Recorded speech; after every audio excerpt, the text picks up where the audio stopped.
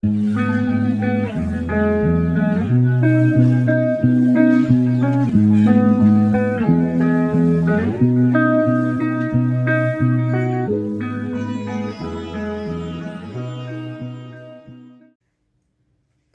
bonjour à toutes et bonjour à tous, j'espère que vous allez bien.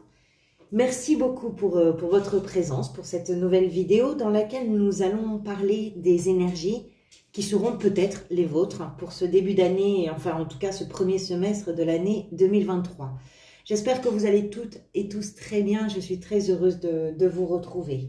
Alors juste une petite explication avant de démarrer l'interprétation. J'ai utilisé deux jeux pour ce tirage. Un premier jeu qui pourrait nous permettre d'avoir une idée de ce que pourrait être une évolution pour vous, dominante en tout cas de ce premier semestre, si toutefois ça vous parle.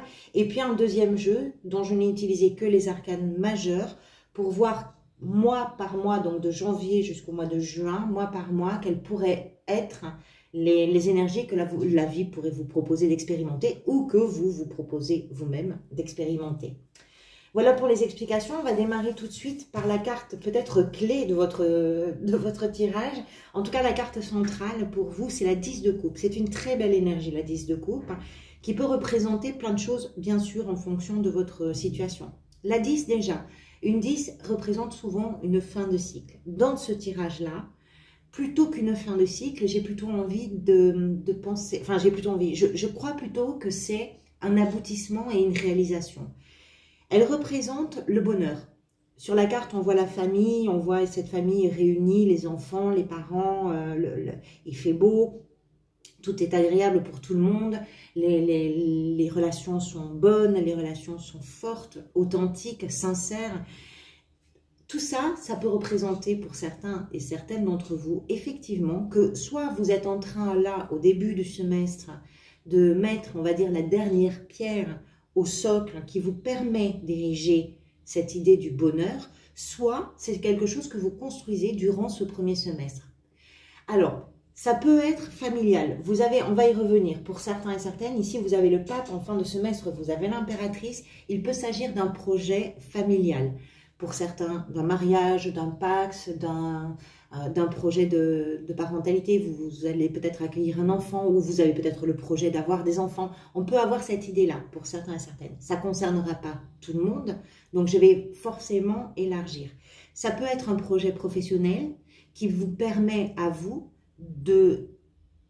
comment je pourrais vous dire, d'éprouver ce sentiment de satisfaction incroyable. Les coupes représentent les émotions, elles sont associées aux émotions. Donc on parle de tout ce qui intérieurement vous fait vibrer, palpiter, aimer, profiter, bénéficier, partager, quelque chose qui vous passionne. On est vraiment dans l'idée d'un intérêt ou d'un lien particulier avec, que ce soit ce que vous construisez dans vos familles, avec vos amis, dans votre travail, peu importe, ce que vous construisez dans votre vie, qui ressemble vraiment pour vous au bonheur, et c'est un bonheur indiscutable, qui se partage, dont on parle. Vous comprenez l'idée. Je pense que c'est en tout cas votre premier semestre, avec plein de choses autour, bien évidemment, mais votre premier semestre, c'est un semestre qui vous permet peut-être d'aller vers ce sentiment de satisfaction, de tranquillité. C'est une sécurité émotionnelle, enfin une sécurité, non, je préfère dire une stabilité émotionnelle, parce qu'on est bien avec cette 10 de coupe, on est vraiment très très bien. Qu'est-ce qui vous amène vers tout ça? L'as de bâton, qui peut représenter pour certains et certaines un début, un renouveau, une nouvelle opportunité, un nouveau projet, une nouvelle idée, quelque chose, quelle que soit la situation pour vous, quelque chose qui a été extrêmement stimulant, extrêmement motivant et qui vous passionne. Les bâtons sont associés à la vitalité, à la passion, à la motivation et à la concentration. C'est quelque chose que l'on a envie de faire, que l'on a envie de vivre, que l'on a envie d'essayer, que l'on a envie de partager, c'est ça. C'est exactement ça, les bâtons. Cet as représente le début. Il y a peut-être, alors l'as, selon les cartes, si elles tombent à l'endroit ou à l'envers, pour certains et certaines, si cet as était tombé à l'envers, je ne fais pas les cartes à l'envers, mais il peut représenter également pour certains et certaines un faux départ dans quelque chose, un retard qui a été pris. Quelle que soit votre situation personnelle, cette chose-là, nouvelle, cette émotion nouvelle, cette envie, ce désir, cette motivation, tout ça, c'est quelque chose que vous voulez faire aboutir sur votre idée du bonheur.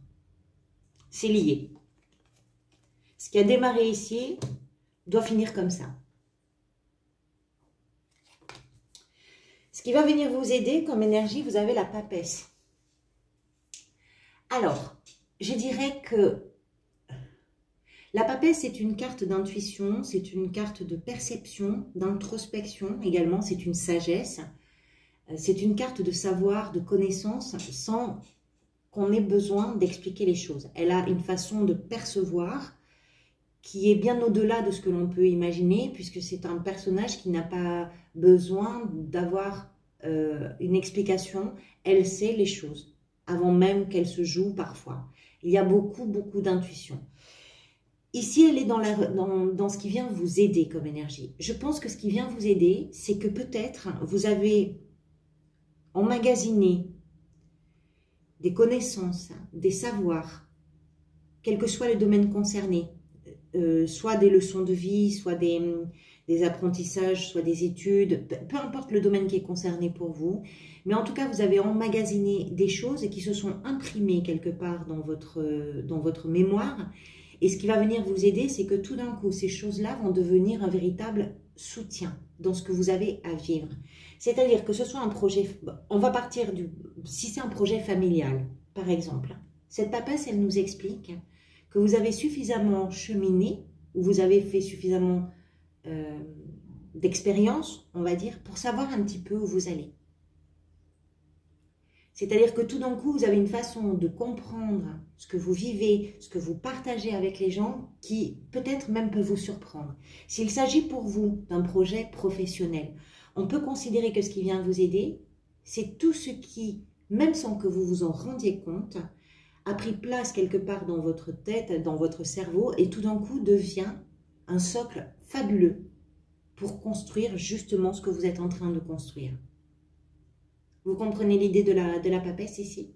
En tout cas, c'est comme ça que moi je l'interprète. Avec beaucoup de flair, beaucoup d'intuition, et puis peut-être pour vous parfois l'impression que vous arrivez à savoir les choses sans comprendre comment vous les savez. Mais ça s'avère juste. Vous pouvez constater que ce que vous pressentez est concret, réel. La papesse, elle représente ça. C'est tout ce qui est dans l'inconscient ou dans le subconscient et qui tout d'un coup prend la lumière et arrive à la conscience. Et vous, ça vous aide. Ce que vous désirez, la 4 de coupe, c'est une carte qui parle de frustration, qui parle d'ennui, qui parle de quelque chose qui n'est pas forcément très gai finalement, contrairement à la 10 de coupe ici. Donc c'est pas ce que vous voulez. Vous ne voulez pas vous ennuyer, vous ne voulez pas être frustré bien évidemment. Non, au contraire. Ce que vous voulez, votre idée du bonheur, elle s'apparente probablement à quelque chose qui est piquant, qui est salé, qui est pimenté, qui est vivant, qui vous sort aussi un petit peu de votre zone de confort. La 4 de coupe, c'est ça, c'est un personnage qui est assis, on dirait qu'il boude et qui regarde les 3 coupes qu'il connaît par cœur. Il les connaît tellement par cœur qu'il finit par ne même plus les voir. Mais du coup, il est tellement bloqué là-dedans qu'il ne voit pas que la vie est en train de lui tendre cette 4e coupe pour lui dire « Mais regarde, regarde, il y a encore plein de choses à découvrir, il y a encore plein de... » Voilà, ça c'est ce que vous voulez. Vous, ce que vous voulez, c'est attraper tout ce que la vie vous propose de découvrir. Vous avez peut-être une sorte de soif ou d'appétit d'aller chercher ce qui vous sort d'un quotidien, ce qui vous sort d'un périmètre, ce qui vous sort de quelque chose que vous connaissez bien, mais finalement qui finit peut-être par devenir ennuyeux. Entendons-nous sur l'idée de l'ennui, hein. Ça ne veut pas dire que vous allez planter vos vies professionnelles, familiales. Non, pas du tout, au contraire. C'est que vous allez aller chercher ce qui va vous permettre justement de construire, de faire évoluer et voilà, ce que vous allez pouvoir injecter pour ramener des étincelles qui vont vous permettre d'avoir des émotions plus fortes peut-être. Je pense que ce vers quoi vous allez est probablement basé sur quelque chose qui est suffisamment solide, que ce soit entre la papesse et la 4 de coupe. On comprend que vous avez quand même une base qui est très solide et qui est très stable. La papesse, elle est sage. On n'est pas dans quelque chose de farfelu, hein. C'est pas ça du tout dont je parle. C'est dans les clous quelque part. Mais peut-être que vous avez justement envie de sortir des clous. Ou vous avez envie de faire rentrer quelque chose à l'intérieur de votre vie qui ne ressemble pas à ce que vous connaissez, ce qui est sûr, ce qui est stable. Pas pour déstabiliser, pour augmenter quelque chose, pour valoriser. Ce vers quoi vous allez, la 5 de bâton, alors c'est la première carte qui est venue, je ne voulais pas la laisser toute seule parce que c'est une carte un peu particulière.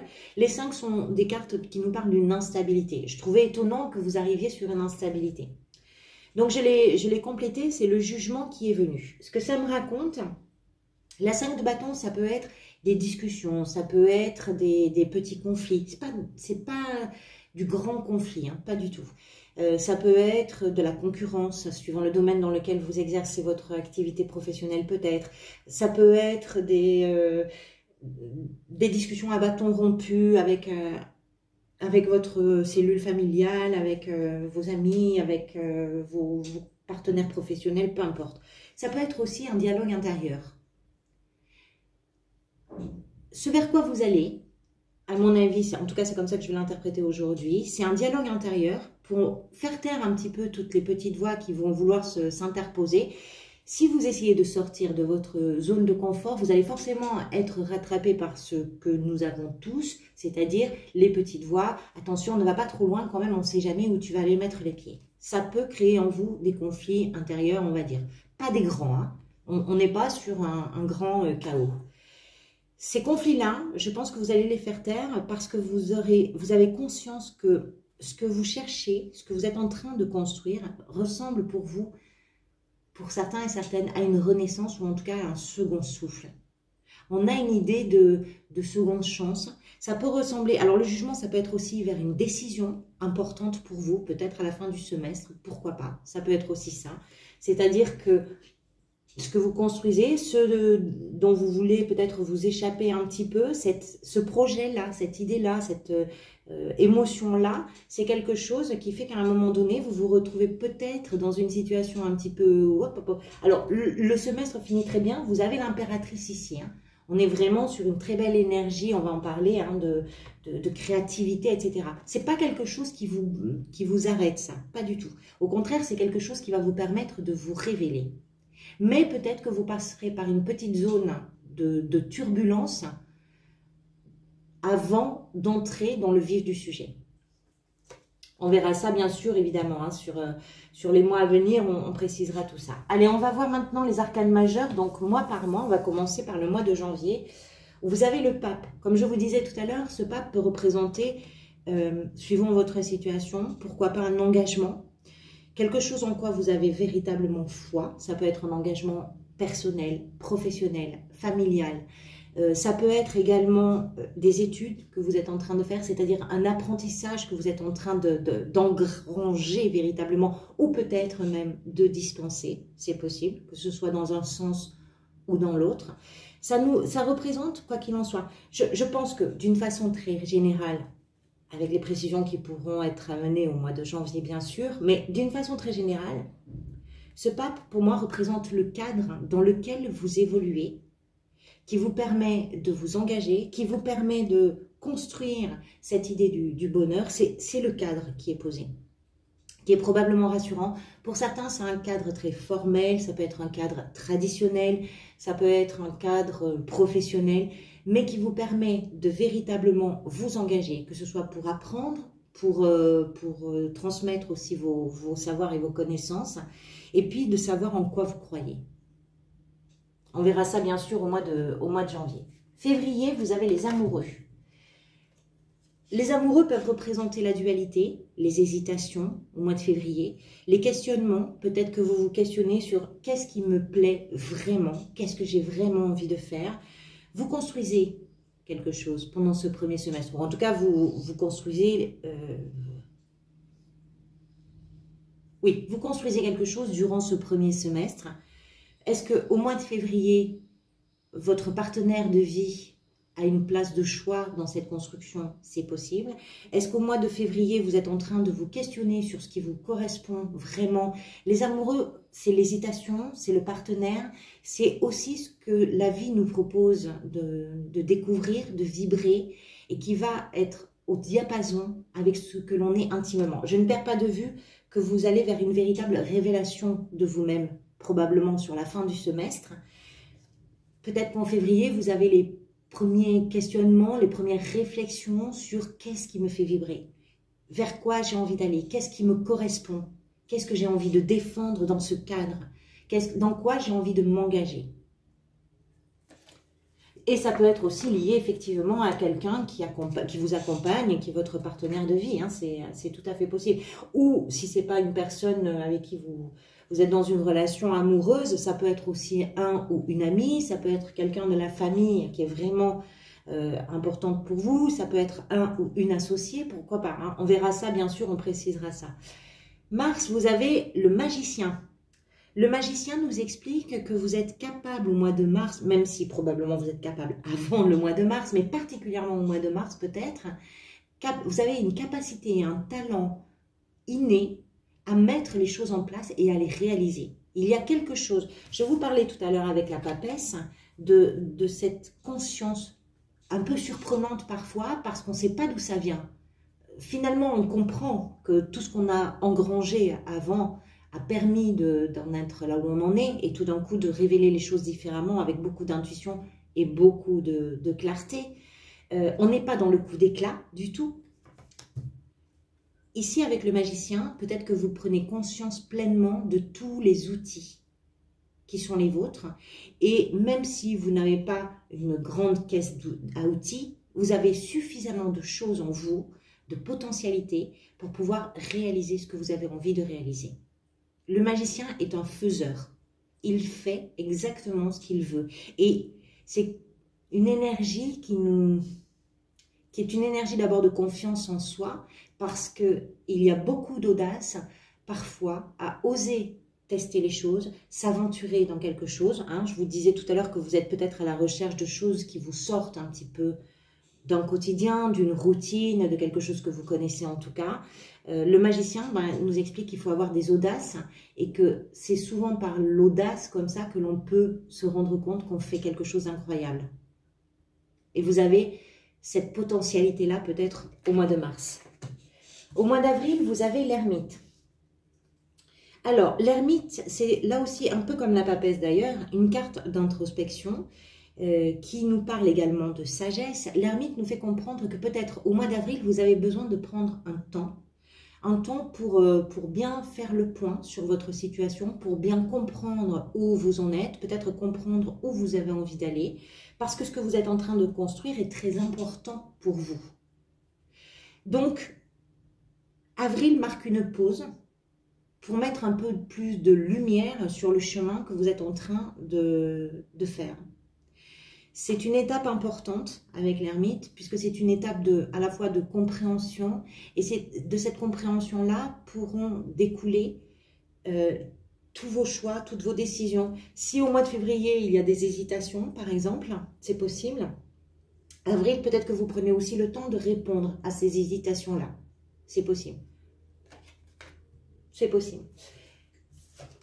Mais vous avez la force. Alors la force est aussi une très belle carte de détermination, de volonté, de désir, on prend les choses en main et on se confronte aux choses, particulièrement à ses peurs. On arrive à dompter, avec cette énergie-là, on arrive à dompter ce qui, comment je pourrais vous dire, à d'autres moments, ce qui à d'autres moments aurait pu bloquer, faire barrage, obstruction ou quelque chose comme ça. La force, c'est ça, c'est la motivation, c'est l'endurance, c'est le sang-froid, c'est cette capacité à se confronter. Et quand je ne sais pas ce que vous faites, je ne sais pas ce que vous réalisez, et puis je ne sais pas si ça vous parle, mais si ça vous parle, je pense qu'il est question pour vous de réaliser quelque chose, même si vous avez des bases très solides, vous ne savez pas forcément dans quoi vous mettez les pieds ou vers quoi vous allez. Pour ça que vous avez aussi des cartes où vous avez besoin de prendre à certains moments un petit peu de recul pour comprendre les choses. Mais je pense que ce dont il est question pour vous, c'est aussi quelque chose qui vous permet de prendre de nouveaux risques, de prendre de nouveaux chemins, de vous aventurer et de vous... comment je pourrais vous dire? Ce qui me vient là en tête, c'est l'idée que vous arrivez à vous projeter en dehors de vous-même, mais c'est l'image que j'ai là, c'est surtout de vous dire que vous êtes capable de faire des choses qui vont plus loin peut-être que d'habitude. Vous allez au-delà de vos limites, vous allez au-delà de vos périmètres, au-delà des choses, au-delà de vous-même en fait. Ce sont des très très belles énergies que vous avez. Et au mois de juin, l'impératrice qui nous parle effectivement de... Alors, comme je vous disais tout à l'heure, hein, c'est une carte de créativité, de création. L'impératrice porte en elle un projet. Ça peut être un enfant, ça peut être un projet professionnel, ça peut être un projet de vie, ça peut être quelque chose de personnel.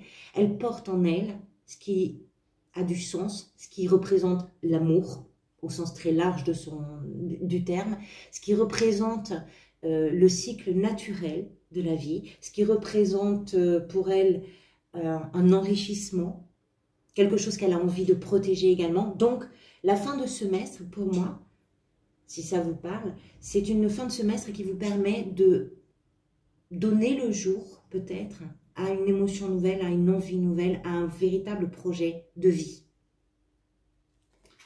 On verra bien évidemment avec toutes les cartes lors des tirages mensuels. Vous avez un très joli tirage, amis Cancer, donc je vous souhaite vraiment que ce soit en résonance avec ce que vous avez à vivre pour ce début d'année 2023. Merci beaucoup pour votre présence et puis merci également pour vos engagements sur la chaîne. Vos likes, vos commentaires, vos abonnements sont très importants pour les créateurs sur YouTube et en l'occurrence pour moi.